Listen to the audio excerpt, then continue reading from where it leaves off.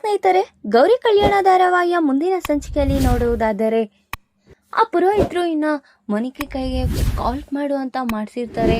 ನೋಡಿದ್ರೆ ಅವರಿಗೆ ಯಾರಿದು ಅಂತ ಯೋಚನೆ ಮಾಡ್ತಾ ಇರ್ತಾರೆ ಗೌರಿ ಮತ್ತೆ ವಿವೇಕ್. ಅಷ್ಟೊತ್ತಿಗೆ ನಿಮ್ಮ ಅಪ್ಪನ ಹೆಸರೇನಮ್ಮ, ನಿಮ್ಮ ಅಮ್ಮನ ಹೆಸರೇನಮ್ಮ ಅಂತ ಎಲ್ಲ ಪುರೋಹಿತರು ಕ್ಲೂಗಳನ್ನ ಕೊಡ್ತಾ ಇದ್ರೆ ಅದನ್ನ ಕೇಳಿಸ್ಕೊಂಡು ಗೌರಿ, ರೀ ಇದು ಅಕ್ಕನೇ ರೀ, ನಿನ್ನ ಹೆಸರೇನಮ್ಮ ಅಂತ ಎಲ್ಲ ಕೇಳಿದ ತಕ್ಷಣ ಇದು ಕನ್ಫರ್ಮ್ ಇದು ನಮ್ಮ ಅಕ್ಕನೇ.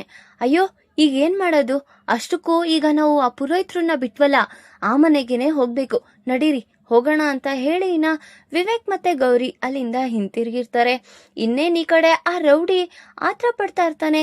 ಇನ್ನ ಎಷ್ಟೊತ್ತಯ್ಯ, ಬೇಗ ಮದ್ವೆ ಮಾಡಿಸ್ತೀಯಾ ಇಲ್ವಾ ಹೇಳು, ನೀನ್ ಆಗಿಲ್ಲ ಅಂದ್ರೆ ನಾನು ಬೇರೆಯವ್ರನ್ನಾದ್ರೂ ಕೂಗ್ಕೊಂತೀನಿ ಅಂತ ಹೇಳ್ತಿದ್ದಿದ್ ನೋಡಿ. ಯಾಕಯ್ಯ ನಿನ್ಗಷ್ಟೊಂದು ಆತ್ರ, ಮದ್ವೆ ಆತ್ರದಿಂದ ಮಾಡ್ಕೊಂಡ್ರೆ ಅಷ್ಟ ಅನಾಚಾರಗಳೆಲ್ಲ ನಡೆಯುತ್ತೆ. ಸ್ವಲ್ಪ ತಾಳ್ಮೆ ಶಾಸ್ತ್ರೋಕ್ತವಾಗಿ ಮದ್ವೆ ನಡೆದ್ರೆ ಮಾತ್ರ ಅದಕ್ಕೆ ಒಂದು ವ್ಯಾಲ್ಯೂ ಇರುತ್ತೆ. ಇಲ್ಲ ಅಂದ್ರೆ ನೀನ್ ಮದ್ವೆ ಆಗೋದು ಒಂದೇ, ಆಗದೆ ಇರೋದು ಒಂದೇ ಅಂತ ಪುರೋಹಿತರು ಹೇಳ್ತಿದ್ ನೋಡಿ. ಆಯ್ತು ಬಿಡಿ ಪುರೋಹಿತ್ರೆ, ಈಗ ಬೇಗ ಮಾಡಿಸಿ ಅಂತ ಇನ್ನೇನು ಅವರು ವಾಲ್ಗನ ಊದಿಸೋಣ ಅಂತ ಇನ್ನೇನು ಊದಿಸ್ತಾ ಇದ್ದಂಗೆ ಅಷ್ಟೊತ್ತಿಗೆ ಈ ಕಡೆಯಿಂದ ಗೌರಿ ಮತ್ತೆ ವಿವೇಕ್ ಇಬ್ರು ಬಂದ್ಬಿಡ್ತಾರೆ. ಅಲ್ಲಿ ಮೋನಿಕಾ ನೋಡಿ ಅಲ್ಲಿಂದ ಸೀದಾ ಇನ್ನ ಗೌರಿ ಹತ್ರ ಓಡೋಗ್ತಾಳೆ. ಹೇ, ಏನೋ ಮಾಡ್ತಿದ್ಯಾ, ಈ ರೀತಿ ಮಾಡೋದು ತಪ್ಪು ಕಣೋ. ಅಲ್ಲ, ಅಷ್ಟಕ್ಕೂ ನೀನೆಂತಕ್ಕೆ ಅವಳನ್ನ ಎತ್ತಾಕೋ ಬಂದಿದ್ಯಾ, ಯಾರು ಈ ಹಿಂದೆ ಇರೋದು ಹೇಳು ಅಂತ ವಿವೇಕ್ ಕೇಳ್ತಿದ್ರು.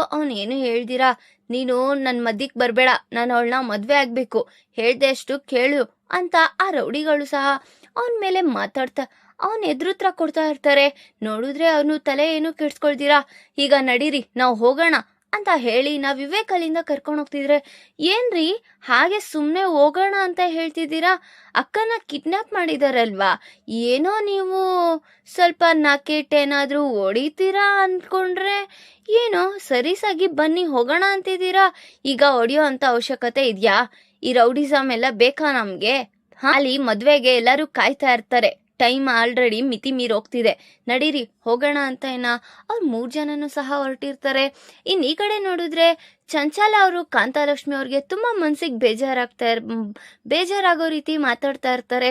ನೋಡಿದ್ರೆ ಅವ್ರ ಕಣ್ಣಲ್ಲಿ ಸಹ ನೀರ್ ಬಂದಿ, ಏನಪ್ಪ ನನ್ ಮಗಳು ಜೀವನ ಏನಾದ್ರೂ ಒಂದು ಅನಾಹುತದಲ್ಲೇ ತಗ್ಲಾಕೊಳ್ತಿದ್ಯಲ್ಲ, ಯಾಕಪ್ಪ ನೀನ್ ಈ ರೀತಿ ಮಾಡ್ತಾ ಇದ್ಯಾ ಅಂತ ದೇವ್ರತ್ರ ಬೇಡ್ಕೊಳ್ತಾ, ಈ ಮದ್ವೆ ನಡೆಯಲ್ಲ, ಸುಮ್ನೆ ಎಲ್ಲರೂ ಹೊರಟ್ಬಿಡಿ ಅಂತ ಹೇಳ್ತಾ ಇರ್ತಾಳೆ ಚಂಚಲ.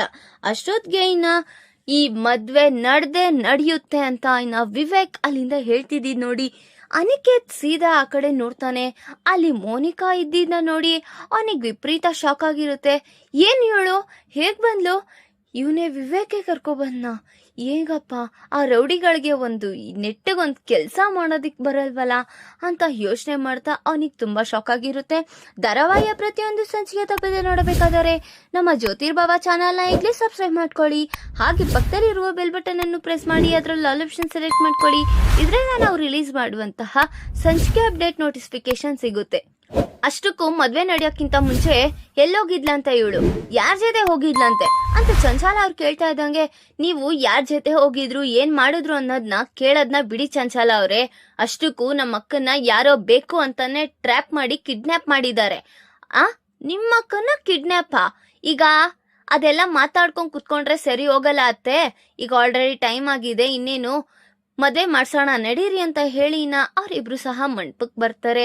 ಸರಿ ಅಂತ ಗೌರಿಗೆ ಅವ್ರ ಅಮ್ಮ ಒಂದು ಬೇಕಾಗಿರೋ ವಸ್ತು ಇದೆ, ಅಲ್ಲಿ ಹೋಗ್ ತಗೊಂಡ್ ಬಾಮ್ಮ, ನಿಮ್ ಅಕ್ಕಂಗ್ ಕೊಡ್ಬೇಕು ಅಂತ ಹೇಳಿ ಗೌರಿನ ಕಳ್ಸಿರ್ತಾರೆ. ಈ ಕಡೆ ನೋಡಿದ್ರೆ ಗೌರಿ ಹುಡ್ಕೊಂಬರೋದಿಕ್ ಹೋಗಿರ್ತಾಳೆ. ಆ ಕಬೋರ್ಡ್ ಎಲ್ಲ ಚೆಕ್ ಮಾಡ್ತಾ ಇರ್ತಾಳೆ. ಅಷ್ಟೊತ್ಗೆ ಬ್ಯಾಗಿಂದ ಒಂದು ಫೋನ್ ಬರ್ತಾ ಇರುತ್ತೆ. ನೋಡಿದ್ರೆ ಕಾಲ್ನ ಪಿಕ್ ಮಾಡೋಣ ಅಂತ ಎತ್ತುತ್ತಾಳೆ. ಅದು ಅರುಣ್ ನಂಬರ್ ಆಗಿರುತ್ತೆ. ಯಾರಿದು ಅರುಣ್ ಅಂದ್ರೆ ಅಕ್ಕನ ಮದ್ವೆ ಆಗ್ತೀನಿ ಅಂತ ಬಂದಿದ್ನ ಅವ್ರೇನಾ ಅಂತ ಯೋಚನೆ ಮಾಡಿ ಕಾಲ್ನ ಪಿಕ್ ಮಾಡ್ತಾಳೆ. ಅಷ್ಟೊತ್ಗೂ, ಕಂಗ್ರ್ಯಾಚುಲೇಷನ್ ಮೋನಿಕಾ, ನೀನ್ ಅನ್ಕೊಂಡಂಗೆ ಸಾಧಿಸ್ತೀಯಾ, ನೀನು ಅನಿಕೇತ್ನೇ ಮದ್ವೆ ಆದೆ ಅಲ್ವಾ, ನನಗದೇ ಅನ್ನಿಸ್ತಿದೆ. ಹೇಗೋ ನನ್ನಿಂದನೂ ಒಂದು ಸುಳ್ಳ ಹೇಳ್ಸಿ, ನೀನ್ ಪ್ರೆಗ್ನೆಂಟ್ ಅನ್ನೋ ವಿಷಯ ಸುಳ್ಳು ಹೇಳ್ಸಿ ಈ ರೀತಿ ನೀನ್ ಪ್ರೀತಿಸುದ್ ದುಡ್ಗುನ್ ಜೊತೆ ಮದ್ವೆ ಆದ್ಯಲ್ಲ, ಅದ್ ಸಾಕು, ಖುಷಿ ನನ್ಗೆ ಅಂತ ಹೇಳ್ತಿದ್ದಿದ್ ನೋಡಿ. ಅವರಿಗೆ ವಿಪರೀತ ಶಾಕ್ ಆಗಿರುತ್ತೆ.